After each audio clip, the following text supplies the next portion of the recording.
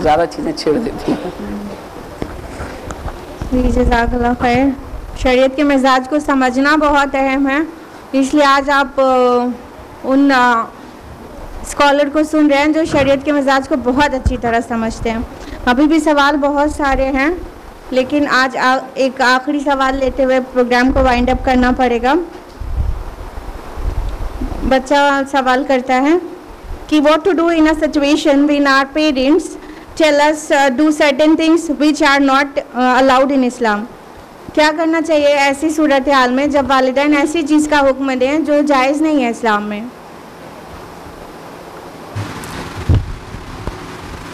वालिदैन अगर ऐसी चीज़ का हुक्म देते हैं जो इस्लाम में जायज़ नहीं है तो उससे आपको बचना है। बचने की तरकीब निकालनी है।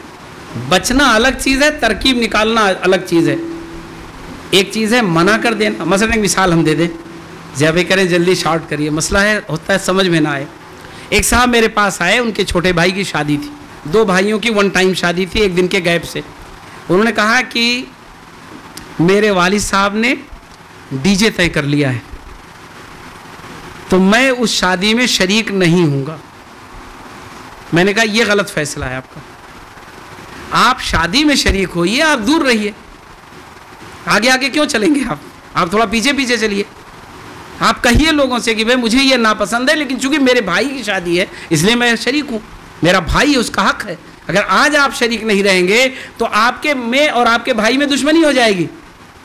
आपको मैं बताऊं, पहले दिन की शादी में जो डीजे था वो तो चला गया, वो पीछे पीछे रहे, उनका उसलूब अच्छा रहा। दूसरे दिन की शादी में मुझे बुलाया गया निकाह पढ़ाने के लिए, डीजे उजे गायब हो गया सब।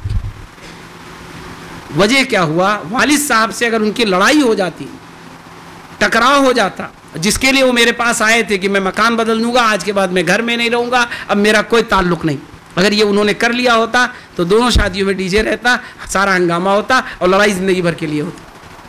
तो क्या होता है, मना करने का उसलूब आपका क्या है, मना करने का अंदाज क्या है, उसे आपको सीखना है। आपको गलत चीज़ों में करना नहीं है, ये याद रखिए, लेकिन उसलूब और अंदाज आपको सीखना पड़ेगा। और उसके लिए अगर आपको समझ में ना आए बात तो किसी से मशवरा कर लीजिए, किसी तजर्बेकार से मिल लीजिए, कोई आपका जो मुशीर हो उससे बता करके राय ले लीजिए, फिर इंशाअल्लाह आपके लिए अल्लाह ताला रास्ता निकाल देगा। कुरान में एक बात कही गई है कि अल्लाह ताला ऐसे मुश्किल हालात के लिए कोई ना कोई रास्ता निकाल ही देता है। और खुदा न खास्ता अगर कोई ऐसे हालात आ जाएं, कभी एक आध बार आपको कोई चीज़ ऐसी करनी पड़े जो वाक़तन नामुनासिब है, गलत है, उस वक्त जो डिसीज़न होगा वो किसी साहिब राय से लीजिए, किसी अच्छे प्रैक्टिस वाले से, दीन को जो जानता हो उससे लीजिए, क्योंकि इसमें शरीयत के बहुत सारे वसूल हैं। और हम लोगों की प्रैक्टिकल लाइफ अल्हम्दुलिल्लाह बहुत ज़्यादा है, चूँकि हम नौजवानों से बहुत जुड़े रहते हैं। ऐसे भी मेरे पास दावतनामे आते हैं कि लड़के आते हैं, दावतनामा देते हैं और कहते हैं मौलाना आप आइएगा नहीं हमारे यहाँ वलीमे में, क्योंकि वहाँ आप के लिए मुनासिब नहीं आना। ऐसे भी दावतनामे आते हैं हमारे पास। ठीक है, तो समझने की ज़रूरत है बेटे। जिसने भी लिखा है पहले टू द पॉइंट वो चीज़ आए तब मैं बात करूँगा। आप माशाल्लाह जानती हैं, अच्छा कोई भी आपके आसपास जो बेहतर जानता हो दीन को, उससे सीखिए। एक हदीस याद रखिए, बस उसको उसी पे मैं ख़त्म कर देता हूँ जवाब। रसूलुल्लाह सल्लल्लाहु अलैहि वसल्लम ने एक मरतबा बतलाया कि बनु इसराइल में एक शख्स था, वो सुधर गया। उसने सोचा चलो तौबा कर लें। एक आलिम के पास पहुंचा और उसने कहा मैंने क्या किया, 99 क्या किए हैं, 99 गर्दनें उड़ाई, कत्ल किया है, और मैं आया हूँ तौबा करने, अब मैं सुधरना चाहता हूँ। उन्होंने कहा सुधरने आए हो? 99 लोगों को मार करके अब सुधरने आए हो, तौबा करने?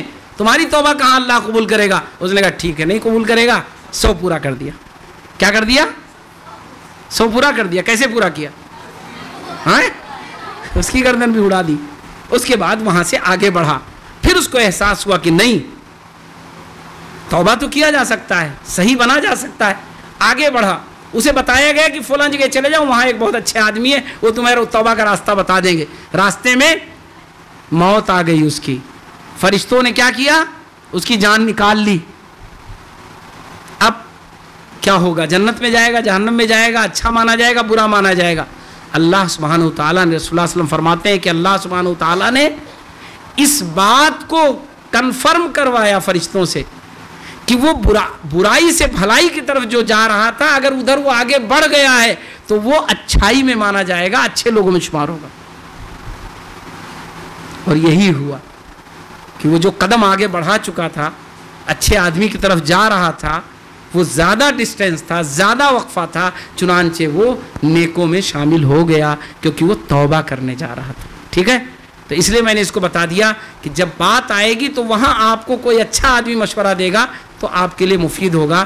کامن بات ہے کہ آپ کو نہیں کرنا ہے, کامن بات کیا ہے, غلط کام نہیں کرنا ہے, لیکن کیسے اس کا جواب دینا ہے, کیسے نہیں کرنا ہے, یہ بہت ٹیکنیکل ہے. اس کو سمجھے بغیر آپ کو کچھ نہیں کرنا ہے, ورنہ بات بگڑ جائے گی, پھر وہاں اسلام کی نمائندگی نہیں ہوگی. میرے سامنے ایک صاحب کا تجربہ ہے, ایک نوجوان, وہ کہتا تھا کہ میں اپنے والد صاحب کے سامنے جب بھی قرآن کا ترجمہ لے کے بیٹھتا ہوں تو غصہ ہو جاتے ہیں. میں نے کہا تم کرتے کیا ہو؟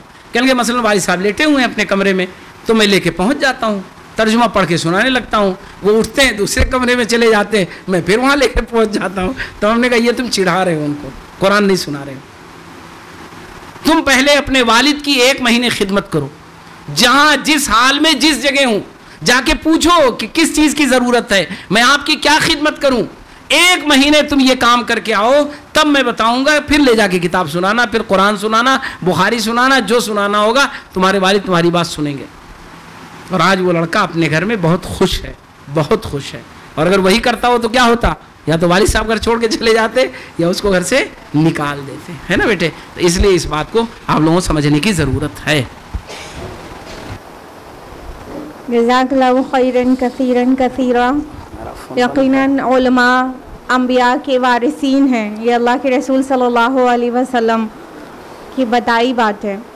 تو علماء کے زیر سایہ رہنے سے ہم علم کی روشنی سے انشاءاللہ مستفیض ہوتے رہیں گے, لیکن اگر ہم علماء کا ساتھ چھوڑ دیں تو بہت بھٹک سکتے ہیں. تو اللہ تعالیٰ کا بہت زیادہ شکر ادا کرتی ہوں کہ اللہ تعالیٰ نے توفیق دی کہ ہم لوگ یہ پروگرام آرگنائز کریں, اور مولانا صاحب کا بہت بہت شکریہ ادا کرتی ہوں کہ آپ نے اس پروگرام میں اپنے جو گولڈن ورڈز تھے ہمارے بچوں کے ساتھ شیئر کیا, اور بچوں کے بہت اہم سوالات کے جوابات دیا. اور بچوں سے بہت اپولوجائز کرتی ہوں کہ آپ کے بہت سارے سوال اٹیمپٹ نہیں کیے جا سکے وقت کی کمی کی وجہ سے. تو انشاءاللہ آئندہ کے سیشنز میں ہم لوگ انٹرنلی ان سوالوں کے جواب لے کر آئیں گے انشاءاللہ.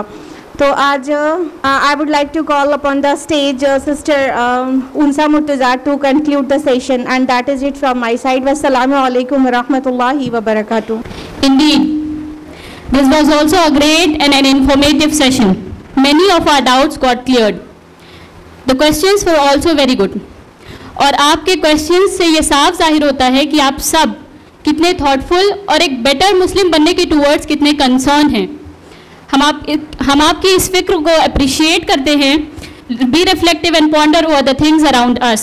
May Allah subhanahu wa ta'ala enable us to implement in our lives whatever good we learn today. Jazakumullahu khair. سبحانك اللهم وبحمدك نشهد ان لا اله الا انت نستغفرك ونتوب اليك. والسلام علیکم ورحمۃ اللہ وبرکاتہ.